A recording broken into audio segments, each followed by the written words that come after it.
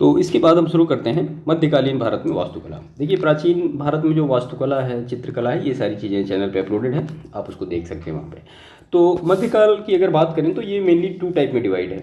एक तो दिल्ली सल्तनत पूरा आ जाता है इसमें, और उसके बाद फिर मुगल के बारे में पूरी डिटेल आ जाती है, जैसे कि सिख की जो वास्तुकला थी वो कैसी थी, राजपूत शैली क्या थी, तो वो सारी चीज़ें यहाँ पर डिटेल में कवर करेंगे। तो सबसे पहले इसमें हम देखेंगे कि जो मध्यकालीन भारत की वास्तुकला रही वो क्या रही। तो 12वीं शताब्दी तक दिल्ली के सिंहासन पर एक इस्लामिक शासक ने अधिकार कर लिया था। नए शासकों की रुचियों और वरीयताओं को प्रतिबिंबित करने वाली सुलेखन और जड़ाऊ काम वाले अलंकरण आदि जैसे नवीन तत्व प्रचलित हुए। इसे इंडो इस्लामिक वास्तुकला या भारतीय अरबी वास्तुकला के नाम से जाना जाता है। अब इसको इंडो इस्लामिक क्यों कहा जाता है? क्योंकि जो इंडिया में पहले से थी वो तो थी, उसके बाद इन्होंने अपना जो इस्लामिक कुछ कल्चर था उसको यहाँ पे इनबिल्ट कर दिया। ठीक है, अगर इनकी विशेषताओं की आप बात करेंगे तो इसमें पहली विशेषता है, मेहराब और गुंबदों के उपयोग ने इस अवधि के दौरान प्रमुखता प्राप्त की। इसे वास्तुकला की मेहराबदार शैली के रूप में भी जाना गया और इसने वास्तुकला की पारंपरिक लिंटन सहतीर शैली का स्थान ग्रहण किया। ठीक है। दूसरा इसकी जो विशेषता है, इस्लामिक शासकों ने मस्जिदों और मकबरों के चारों ओर मीनारों का उपयोग प्रचलित किया। तीसरी, इंडो इस्लामिक वास्तुकला में मानव और पशु आकृतियों के उपयोग से बचा गया।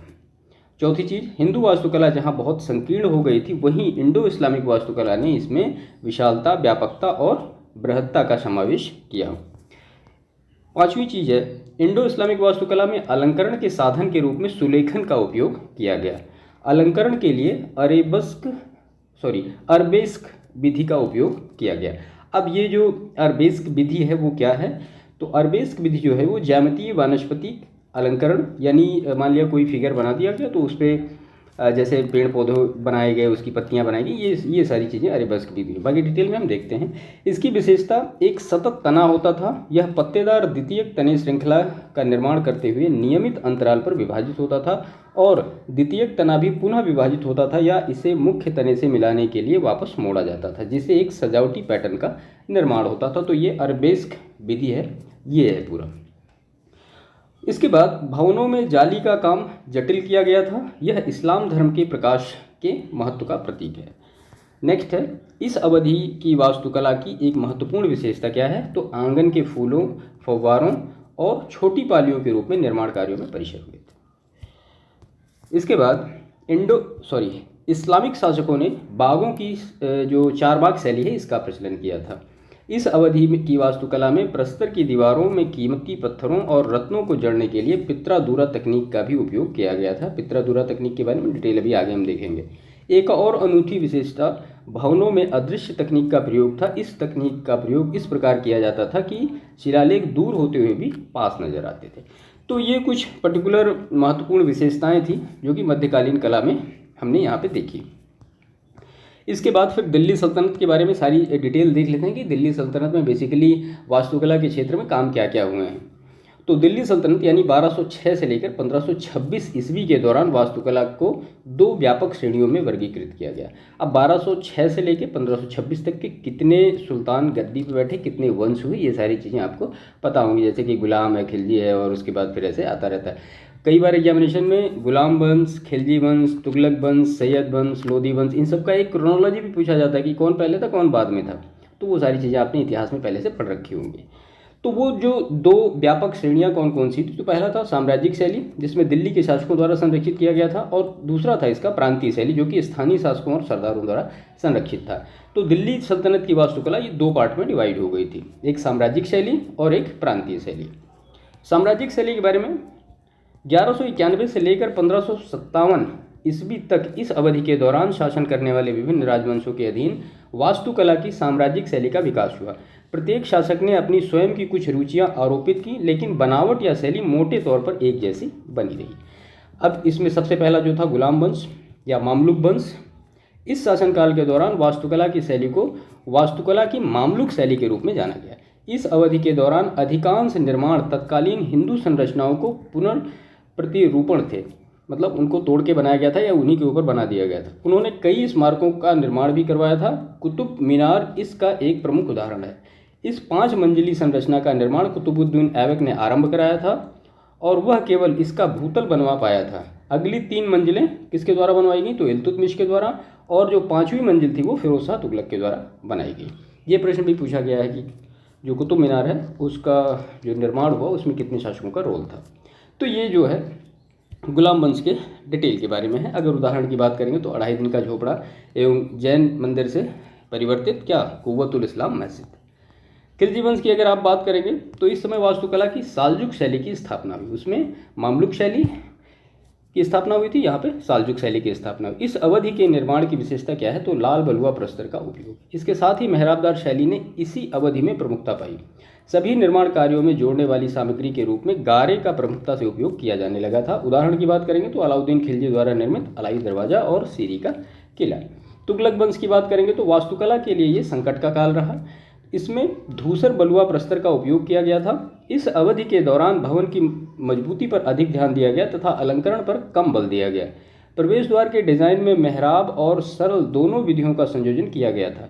तुगलकों ने बट्टार के रूप में ज्ञात निर्माण शैली का प्रयोग किया, जिसकी विशेषता भवनों को अधिक मजबूत दिखाने के लिए ढलवा दीवारें थी। उदाहरण की बात करेंगे तो तुगलकाबाद, जहांपनाह और फिरोजाबाद के नगर, तो ये सारे तुगलक वंश से रिलेटेड हैं। लोधी वंश की बात करेंगे तो लोधी वंश के अंतर्गत वास्तुकला में पश्चिमगामी प्रवृत्ति जारी रही। इस अवधि के दौरान केवल मकबरों का निर्माण आरंभ किया गया। हालांकि इस अवधि की वास्तुकला की एक महत्वपूर्ण विशेषता दोहरे गुंबदों का प्रचलन था। ठीक है, तो लोधी वंश का जो एक इंपॉर्टेंट चीज़ क्या है वो दोहरे गुंबद का प्रचलन था। यह शीर्ष गुंबद के अंदर एक खोखले गुंबद से मिलकर बना होता था। उदाहरण लोधी गार्डन, सिकंदर लोधी द्वारा स्थापित आगरा नगर। इसके बाद हम अब प्रांतीय शैलियों के बारे में देखते हैं। अभी तक तो हमने साम्राज्यिक शैली के बारे में देखा कि जिसको जो दिल्ली के सुल्तान थे वो डायरेक्ट हैंडल करते थे। अब जो प्रांतीय शैलियाँ हैं इसको जो छोटे छोटे शासक या छोटे छोटे सरदार थे वो हैंडल करते थे। उसमें कौन कौन सी शैली है तो बंगाल शैली। इस शैली की विशेषता ईंट और काले संगमरमर का प्रयोग था। उदाहरण के लिए गौड़ की कदम रसूल मस्जिद, पांडुआ की अदीना मस्जिद। इसके बाद मालवा शैली के बारे में देखें तो मालवा के पठार पर स्थित धार और मांडू के नगर वास्तुकला के प्रमुख केंद्र बन गए थे। यहाँ के भवनों की सबसे प्रमुख विशेषता विभिन्न रंगों के प्रस्तरों और संगमरमरों का प्रयोग था। भवनों में विशालकाय खिड़कियां लगी थी जो शायद यूरोपीय प्रभाव का परिणाम थी और ये मेहराब एवं स्तंभों के शैलीकृत प्रयोग से अलंकृत थे। यहाँ तक कि सीढ़ियों का उपयोग भी निर्माण का सौंदर्य बोध कराने के लिए किया जाता था। हालांकि वास्तुकला की इस शैली में मीनारों का उपयोग नहीं किया गया था। ठीक है, वास्तुकला की पठान शैली के रूप में भी ज्ञात मालवा शैली निम्नलिखित विशेषताओं के चलते इस अवधि के पर्यावरण अनुकूल के सर्वश्रेष्ठ नमूनों में से एक है। विशालकाय खिड़कियों का उपयोग भवनों और कक्षों को भली भांति हवादार बनाता था। मंडप जो थे वो थोड़े धनुषाकार होते थे। यहाँ उनकी विशेषता उन्हें हवादार बनाती थी और गर्मियों में भी ये भवन क्या रहते थे, ठंडे बने रहते थे। परिसर में जल भंडारण हेतु बावली के रूप में ज्ञात कृत्रिम जलाशय का निर्माण कराया जाता था। उदाहरण की बात करेंगे तो रानी रूपमती का मंडप, जहाज महल और अशरफी महल। इसके बाद जौनपुर शैली।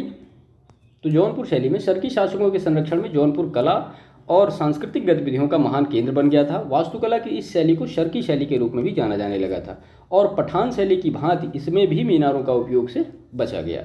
यहाँ के भवनों की अनूठी विशेषता प्रार्थना हॉल के केंद्र और बगल के खंडों में विशाल स्क्रीनों पर चित्रित मोटे और सशक्त अक्षरों का उपयोग है। उदाहरण के लिए अटाला मस्जिद।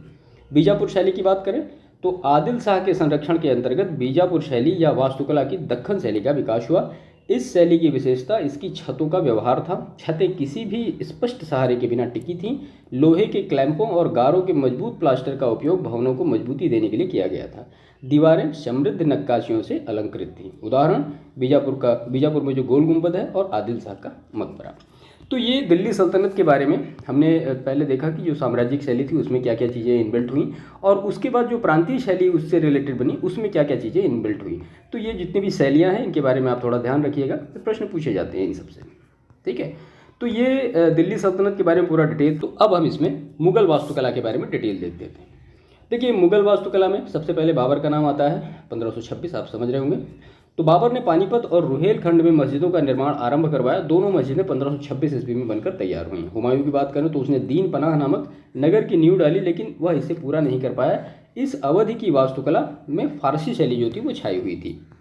शेरशाह की बात करें तो अपने संक्षिप्त शासनकाल में शेरशाह ने कुछ स्मारकों का निर्माण कराया था। उसने दिल्ली में किला ए कुहना, पुराने किले का मस्जिद बनवाया। उसने पाकिस्तान के प्रसिद्ध रोहतास किले का निर्माण करवाया। अपने शासन को चिन्हित करने के लिए उसने अफगान शैली में पटना में शेर शाह सूरी मस्जिद का निर्माण कराया।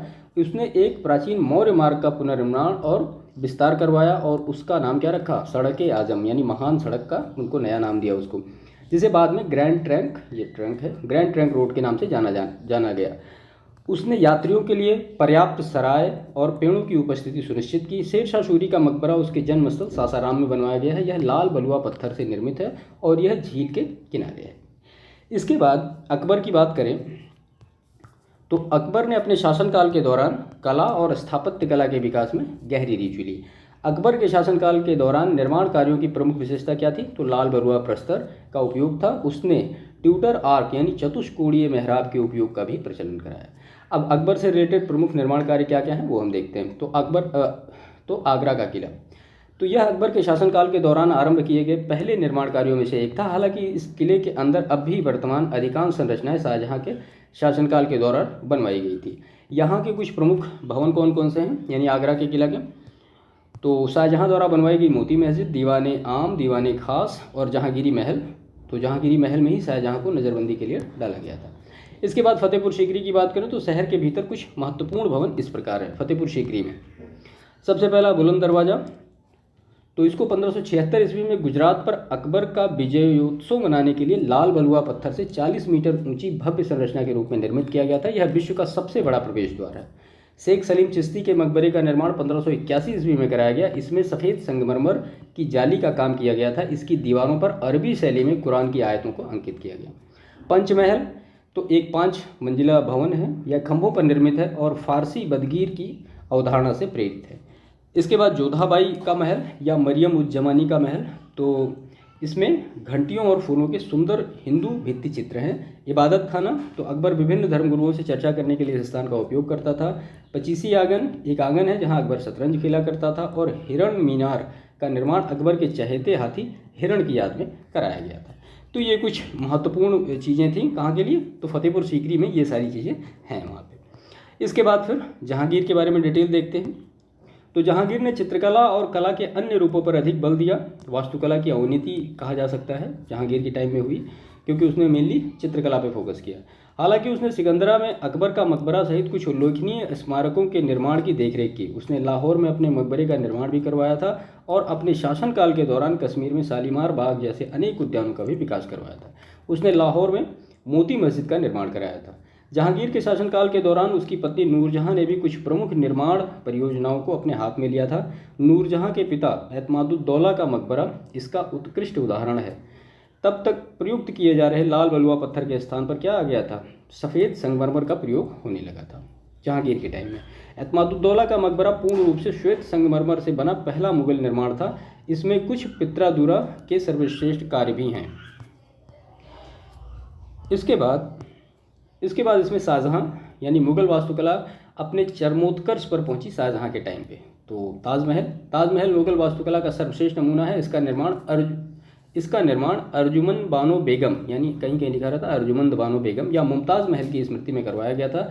इसमें अलंकरण के लिए सुलेखन, पित्रादुरा के काम, अग्रदृश्य तकनीक, चारबाग शैली के उद्यान के उपयोग और परिसर में पानी के उपयोग सहित मुगल स्थापत्य कला की सभी विशेषताएं विद्यमान हैं। ताजमहल में जाली का काम बहुत सर्वश्रेष्ठ हुआ है और संगमरमर पर नक्काशियाँ कम उभारी गई हैं। ताजमहल के अतिरिक्त शाहजहां ने अनेक अन्य स्मारक, उद्यानों और भवनों का भी निर्माण कराया था। जैसे कौन कौन से थे, तो दिल्ली का लाल किला, दिल्ली की जामा मस्जिद, लाहौर का शालीमार बाग और शाहजहानाबाद का नगर। उसकी सर्वश्रेष्ठ रचनाओं में एक मयूर सिंहासन जो कि धातु से बना था का निर्माण कराया था। औरंगजेब की बात करें तो मुगल वास्तुकला की अवनति हुई उस समय, क्योंकि वो बहुत कट्टरवादी था और उसने कुछ खास रुचि नहीं ली इसमें। उसके बाद मोहम्मद आजम शाह, तो बहादुर शाह जफर वास्तु निर्माण करवाने वाला अंतिम मुगल बादशाह था। उसने अपनी माँ व औरंगजेब की पत्नी बेगम रबिया उद दरानी की स्मृति में बीबी का मकबरा, दक्षिण भारत का ताजमहल इसको कहा जाता है, बनवाया था और यह औरंगाबाद में स्थित है। उसने अपनी पत्नी की स्मृति में दिल्ली में जीनत महल का भी निर्माण कराया। तो इसके बाद फिर सिख शैली, वास्तुकला की सिख शैली का विकास आधुनिक पंजाब क्षेत्र में हुआ। यह वास्तुकला मुगल शैली से काफ़ी प्रभावित थी और इनकी कुछ पर्टिकुलर प्रमुख विशेषताएं हैं वो हम देखते हैं। तो निर्माण के शीर्ष पर कई छतरियों या कियोस्क का उपयोग, भवनों के गुंबद लंबे धारीदार थे। गुंबदों पर अलंकरण और सहारे के लिए सामान्यतः पीतल और तांबे की परत चढ़ाई गई थी। मेहराबों का अलंकरण अनेकानेक पत्रकों का उपयोग करके किया गया था। उदाहरण की बात करें अगर, तो हरमिंदर साहिब या स्वर्ण मंदिर, इसका निर्माण 1585 में शुरू हुआ और 1604 में इसे गुरु अर्जुन द्वारा पूरा कराया गया। राजपूत शैली की बात करें तो इस अवधि के राजपूत निर्माण भी मुगल शैली से प्रभावित थे, लेकिन निर्माण में अपने आकार और क्षेत्र में अद्वितीय थे। राजपूतों ने सामान्यतः भव्य महलों और किलों का निर्माण कराया था। विशेषताओं की बात करें राजपूत की, तो राजपूतों ने लटकती हुई बालकनी की अवधारणा प्रचलित की। इन्हें सभी आकृतियों और आकारों में बनवाया गया था। उदाहरण, लटकती बालकनियों से हवा युक्त महल जयपुर में है। कश्मीर वास्तुकला की बात करें तो कश्मीरी वास्तुकला को यहाँ के शासनकाल के अनुसार व्यापक रूप से दो महत्वपूर्ण चरणों में बांटा गया। पहला, मध्यकाल के आरंभ में हिंदू चरण और 14वीं सदी के बाद का मुस्लिम चरण। कश्मीर में मंदिर के बारे में डिटेल हम देख लेते हैं। कश्मीर में अगर मंदिर निर्माण की बात करें तो दो राजवंश काफ़ी फेमस हैं, काराकोट राजवंश और उत्पल राजवंश। इन्हीं दोनों राजवंश के उसमें मंदिर निर्माण अपने पराकाष्ठा पर पहुंचा। कहाँ पे? कश्मीर में। प्रमुख विशेषताएं क्या थीं? तो त्रिदली मेहराबें, गंधार प्रभाव, कोष्ठात्मक विन्यास और परिबद्ध आंगन, सीधी धार वाली पिरामिडीय छत, स्तंभों वाली दीवारें और त्रिकोणीय फुटपाथ, यानी इसका ग्रीक प्रभाव है ये, और सीढ़ियों की संख्या अपेक्षाकृत अधिक है। उसके बाद कुछ प्रमुख मंदिर हैं, जो कि मार्तंड सूर्य मंदिर कहाँ पे है? अनंतनाग कश्मीर में, और ये बनाया गया 8वीं सदी के काराकोट राजवंश के शासक ललितादित्य मुक्तिपदा के तत्वाधान में बनाया गया था। स्मारकों पर गांधार, चीनी और गुप्त प्रभाव है। परिसर में खंभों से घिरे एक प्रांगण के रूप में है। मुख्य मंदिर का शिखर पिरामिडीय आकार में है और इसमें विष्णु, देवी गंगा और यमुना नदियों और सूर्य देव की नक्काशी की गई है। अवंतीपोर का मंदिर, तो यहाँ पे दो मंदिर हैं, भगवान विष्णु को समर्पित अवंती स्वामिन और भगवान शिव को समर्पित अवंतीश्वरा। निर्माण की बात करें तो उत्पल राजवंश के प्रथम सम्राट अवंती बर्मन द्वारा 9वीं शताब्दी में इसको कराया गया। मंदिर एक प्रशस्त आंगन में स्थित है और इसके चारों कोनों पर क्या है? मठ है।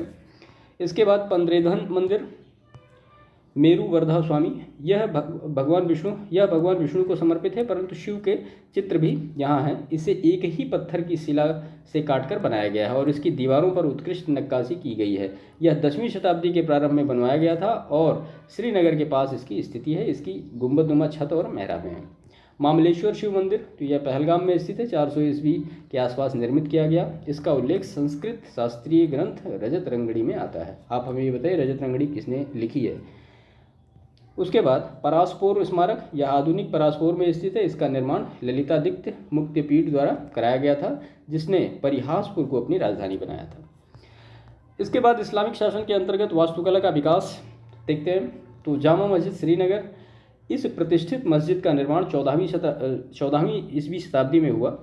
इसका एक विशाल प्रांगण है और इसमें लकड़ी के 370 खंभे हैं। घुमावदार गुंबद उल्लेखनीय रूप से अनुपस्थित है। उसके स्थान पर कश्मीरी शैली की वास्तुकला है। आली मस्जिद कहाँ है? ये भी श्रीनगर में। इसका निर्माण 15वीं सदी ईस्वी में शाहमीर रजा सुल्तान हुसैन शाह ने करवाया। यह कश्मीर घाटी के विशालतम मस्जिदों में से एक है। काठ और पत्थर से निर्मित इस स्मारक में गुंबद नहीं है। इस भवन का जो शीर्ष है वो पिरामिड आकार का है और उसके साथ मेहराबदार खिड़कियां हैं। परी महल 17वीं सदी के मध्य इसका निर्माण कराया किसने? मुगल राजकुमार दारा शिकोह ने कराया था। इसमें एक वेधशाला भी है। पहाड़ी पर स्थित इस अद्भुत सीढ़ीदार संरचना से डल झील का अद्भुत नज़ारा दिखता है। यह चश्मे शाही उद्यान के निकट है। उसके बाद फिर कश्मीर में उद्यान, मुगल शासकों ने बहुत से उद्यान बनवाए और वे सब फारसी डिजाइन से प्रेरित थे। उन्हें चारबाग शैली में बनवाया गया था। जलधारे, फव्वारे और वृक्ष उद्यान महत्वपूर्ण अंग है। शालीमार बाग को जहांगीर ने 1619 ईस्वी में बनवाया था। गर्मियों के महीने के लिए यह सम्राट जहांगीर का शाही निवास था। इसमें दीवाने आम, दीवाने खास और जनाना बाग नामक 3 सीढ़ीदार क्षेत्र थे। निशात बाग घाटी में दूसरा सबसे बड़ा मुगल उद्यान है। यह डल झील के निकट है और इसके 12 सीढ़ीदार क्षेत्र हैं। इसके बाद बादामवाड़ी उद्यान अनंतनाग में, वेरीनाग, कोकरनाग और अचावल गार्डन। भारत के प्रमुख सूर्य मंदिर कौन कौन से हैं? तो मोढेरा सूर्य मंदिर कहाँ पे? गुजरात में है। कोणार्क सूर्य मंदिर, इसका निर्माण 13वीं शताब्दी ईस्वी में पूर्वी गंगा सम्राट नरसिम्हदेव प्रथम द्वारा कराया गया था, जिस पर एक उठे हुए मंच पर मंडप बना हुआ है। सूर्य नारायण स्वामी मंदिर अरसावल्ली आंध्र प्रदेश, दीक्षनारका मंदिर गया बिहार, नवलखा मंदिर घुमली गुजरात, सूर्य पहाड़ मंदिर ग्वालपाड़ा असम और मार्तंड सूर्य मंदिर कश्मीर। तो ये कुछ पर्टिकुलर सूर्य मंदिर थे। तो ये मध्यकालीन भारत के बारे में पूरा डिटेल था जिसको यहाँ पे हमने देखा। ठीक है, तो इतना आप मध्यकाल में कर लेंगे तो आपको जो भी इससे प्रश्न आएंगे वो सारे हो जाएंगे। बाकी इसके बाद फिर आधुनिक जो भारत में वास्तुकला है उसके बारे में भी हम डिटेल जल्दी ही करेंगे। ठीक है, तो सेशन को समाप्त करते हैं। बाकी चैनल को सब्सक्राइब करिएगा, टेलीग्राम का हमारा चैनल ज्वाइन कर लीजिए और वीडियो को लाइक करिएगा, दूसरों को भी शेयर करिएगा। मिलते हैं नेक्स्ट सेशन में, तब तक के लिए थैंक यू।